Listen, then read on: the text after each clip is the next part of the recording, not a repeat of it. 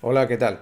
Comenzamos ya el segundo bloque, la segunda evaluación de la materia filosofía de primero de bachillerato y en este vídeo voy a explicar en general cuál es el plan de trabajo previsto para esta fase. En general es bastante similar en la estructura al que se hizo durante el primer bloque, pero obviamente pues cambian las tareas y los contenidos a los que se refiere.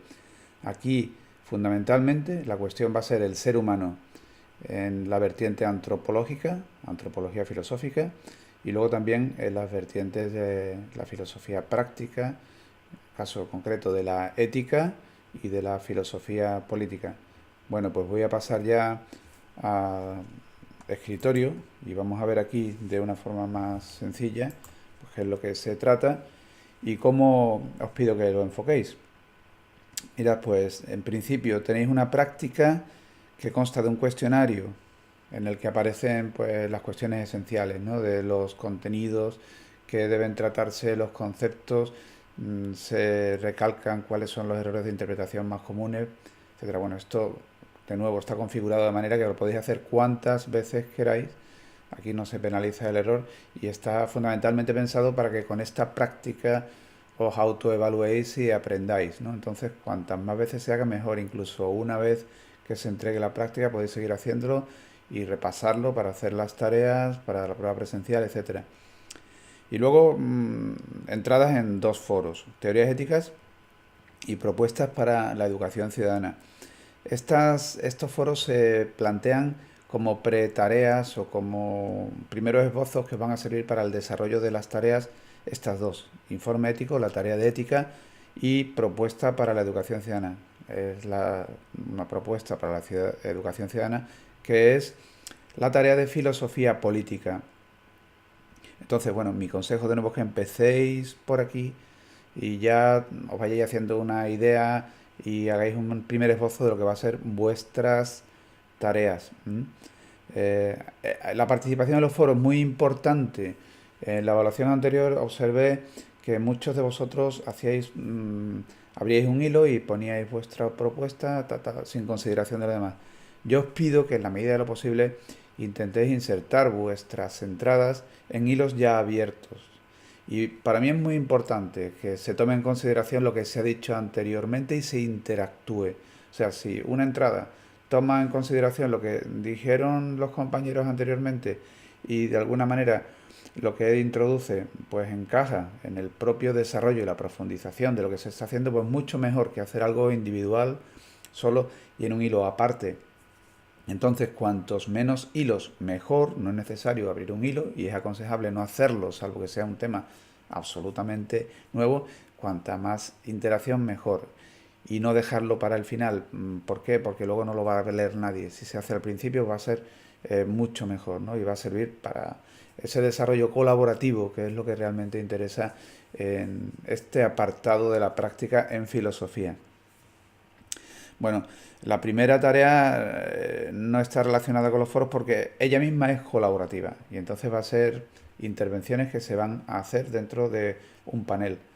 Entonces, esta es la tarea colaborativa, el ser humano desde la filosofía y aquí entramos en cuestiones de antropología filosófica. Vamos a verlo aquí en más detalle cómo es esta tarea. Pues mira, dice así de una forma general.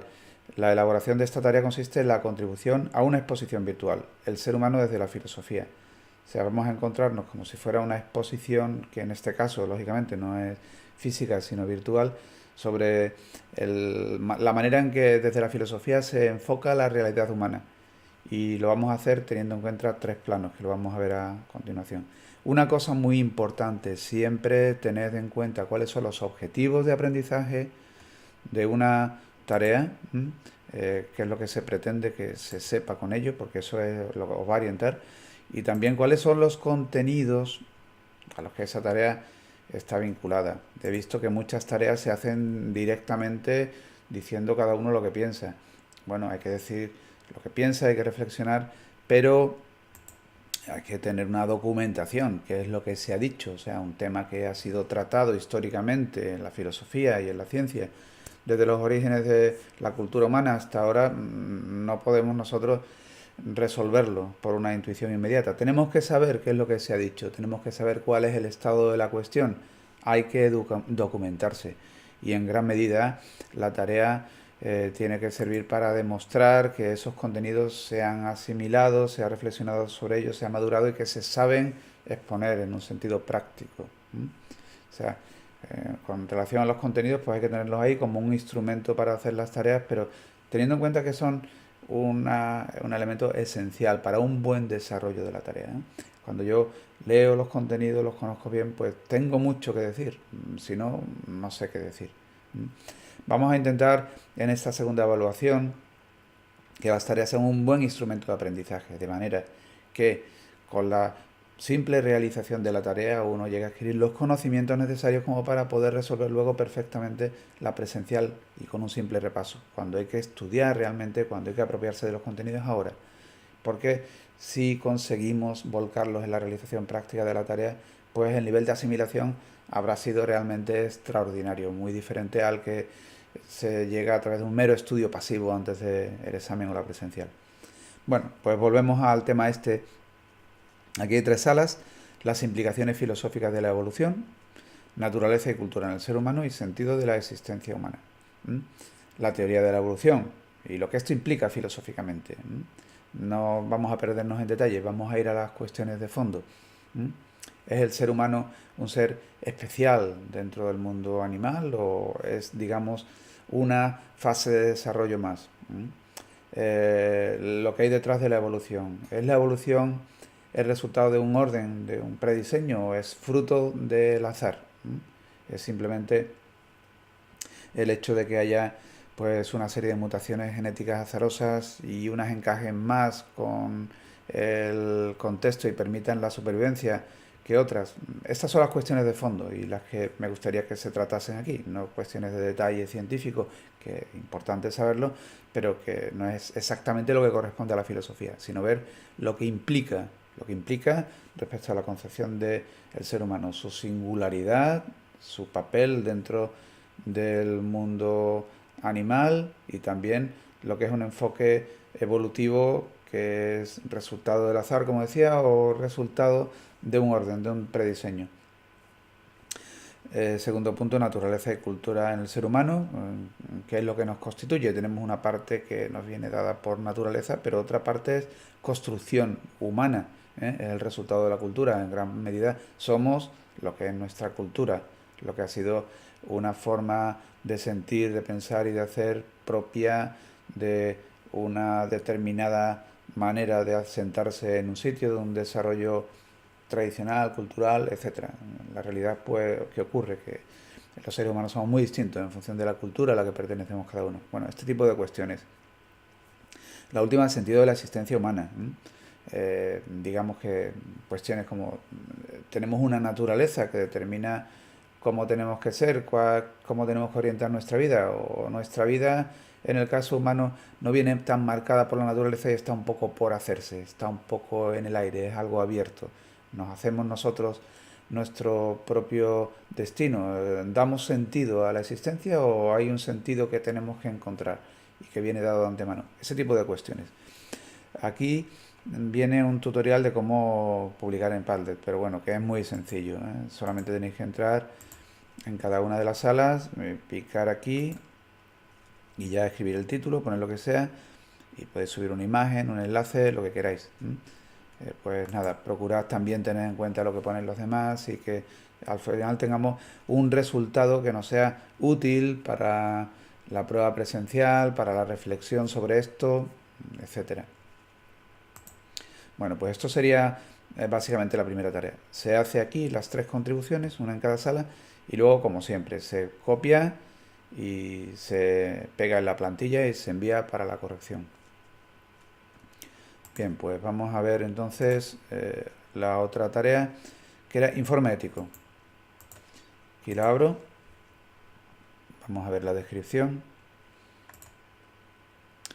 Bueno, para comenzar, dice, con ocasión de un juicio o un debate público en torno a la honradez de una persona, se te pide un análisis del caso desde la perspectiva de la ética.